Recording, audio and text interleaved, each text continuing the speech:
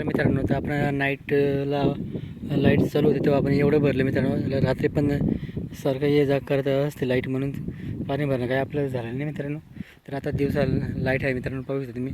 तिकडे आपलं मोटर चालू केलेली आहे आपण. तर दिवसाही येणं जाणं चालूच आहे. 9 वाजेपासून लाईट आलेली आहे. तर झाले 1 वाजले तरी अजून लाईटीचा पत्ता नाही. तर आत्ता 1 वाजले तेव्हा लाईट आली मित्रांनो. तर आत्ता आपण सुरुवात केली पाणी भरायला. पाहू शकता तुम्ही, मोटर चालू आहे आपली आणि आपल्या या सारंगद्वारे पाणी येते आणि आपल्या इथं पावडा वगैरे ठेवलेला आहे.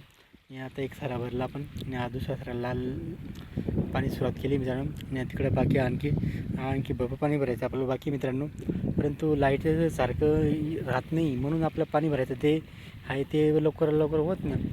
लाईट जर सारखी चालू राहिली तर आपलं पाणी भरणं पण होतं आणि भरून आपण बरोबर कामं करून घेतो. पण लाईटचं टायमिंग असा आहे, तर आता 9चा टायमिंग दिलेला आणि ती आली 1ला, म्हणजे त्यांचं काहीतरी काम चालू होतं. त्यांचं काम जेव्हा शेतकऱ्याचं पाणी भरायचं असल्यावर तेव्हाच त्यांचं काम सुरू होतं आणि असं इतर वेळेस ते काम करत नाही का. हा प्रश्न पडतो की शेतकऱ्याला ती अडचण आणतात लाईटसाठी. तर लाईटचं प्रॉब्लेम कधी येतो हा सांगता येत नाही. पण कसं आहे, ते आपल्या शेतकऱ्याचं खूप मेहनत केलेले पिकं आहे. आता हे ऐन टाईमवरती त्याला पाणी देण्याचं खूप गरजेचं असतो मित्रांनो. म्हणून आपल्याला रात्री दिवस पाणी ज्या टायमाला पाणी द्यायचं त्या टायमाला आपण उभा राहतो. आणि लाईट टाईमवर येत नाही, हाच आपला मोठा प्रश्न मित्रांनो.